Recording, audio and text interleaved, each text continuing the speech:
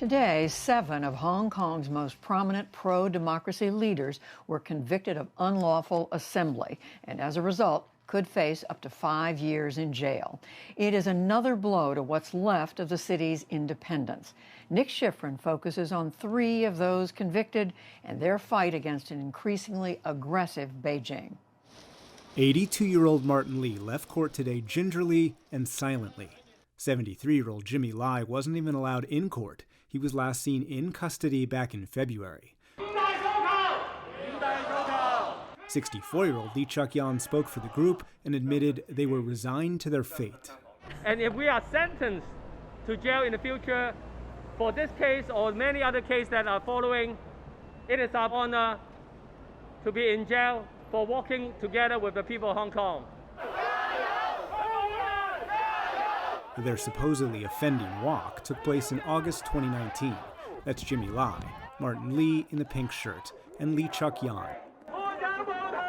They helped lead 1.7 million people out of Victoria Park through downtown without a permit. Free Hong Kong! Free Hong Kong! It was the peak of protests, initially against a new extradition law that expanded to fundamental demands of democracy.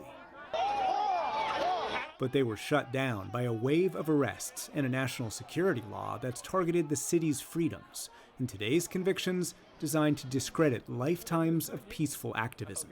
These 3 in particular, these are really like the first generation of democracy proponents who were acting professionally, acting constructively, and many would say, some of the young people would say, these were the moderates. Sharon Home is the executive director of the New York-based Human Rights in China.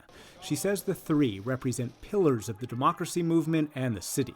When you look at the sectors they represent, the attacking of them, I think both reflects the recognition of their influence as well as a really commitment to cutting off that influence. Jimmy Lai was a media tycoon until he was frog-marched by plainclothes police out of his own newsroom last summer. We spoke to him a few weeks later. What is the state of freedom of speech today in Hong Kong?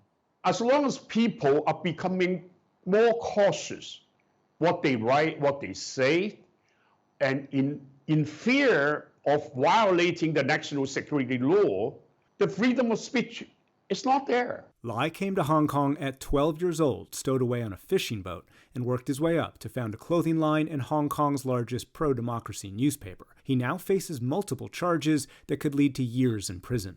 Are you resigned on a personal level to being found guilty and spending a long time, even perhaps the rest of your life, in prison? I don't think about this because I don't want to put the psychological burden on myself until the time comes. I'm not worried just because my life is about myself. It would be meaningless. Only when I detach from myself and thinking of my life is about something bigger and not about myself, that my life becomes meaningful. And that makes me going every day. We last spoke to Lee Chuk-yan this January. How are you? How's the family? Oh, it's a tough time now. I think I should be in jail by the middle of this year, I think.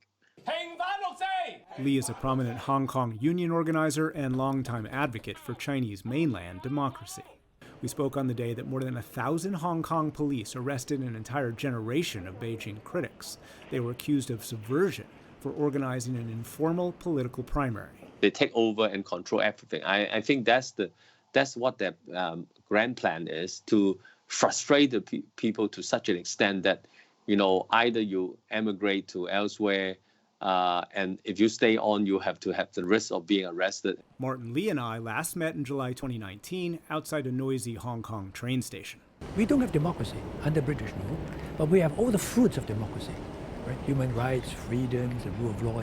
Lee is considered the father of Hong Kong's democratic movement. He's a lawyer who helped negotiate with Beijing the Basic Law, which was supposed to guarantee Hong Kong freedoms. Under the Basic Law, China is not allowed to interfere with Hong Kong affairs. So China must accommodate Hong Kong as much as possible.